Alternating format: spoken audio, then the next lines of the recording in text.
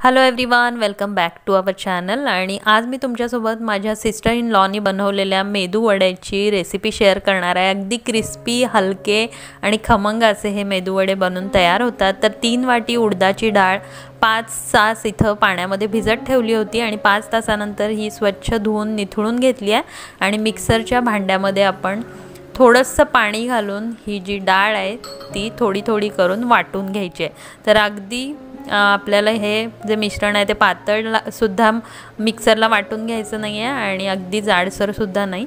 तर मीडियम कन्सिस्टन्सीमध्ये हे छान आपण वाटून घ्यायचं आहे आणि त्यानंतर एका मोठ्या साईजच्या बाउलमध्ये हे मिश्रण सगळं वाटून काढून घेतलं आहे आणि त्यानंतर आपण हाताच्या मदतीनं हे एकसारखं असं फेटून घ्यायचं आहे, जेणेकरून हे जे पीठ आहे ते एकदम छान हलकं होईल आणि त्यामुळं मग जे आपले मेदू वडे आहेत ते सुद्धा छान खमंग खुसखुशीत होतात, छान असे जाळीदार स्पंजी होतात।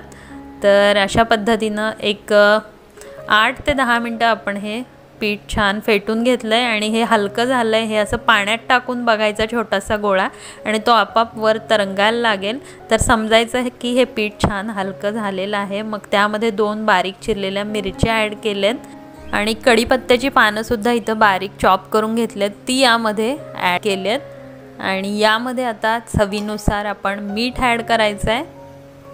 तर थोडं मीठ ॲड केलं आहे आणि पुन्हा एकदा हे सगळं आपण छान मिक्स करून घ्यायचं आहे पिठामध्ये आणि त्यानंतर मग आपण याचे वडे करून घ्यायचे।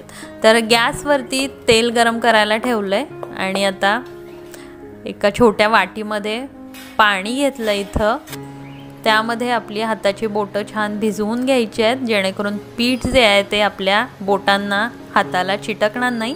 आणि त्यानंतर थोडंसं मिश्रण हातावरती घ्यायचं आहे, मध्ये अंगठ्याच्या मदतीनं होल करायचं आहे आणि त्यानंतर अलगद असे हे वडे तेलात सोडायचे आहेत। जर का आपल्याला याची प्रॅक्टिस असेल तर हे अगदी सहज आपल्याला जमेल, पण जर का प्रॅक्टिस नसेल आपल्याला मेदू वड्यांना असं मध्ये होल करायची, तर आपण आणि एक छोटीशी वेगळी अशी मी या ठिकाणी तुम्हाला टिप सांगते।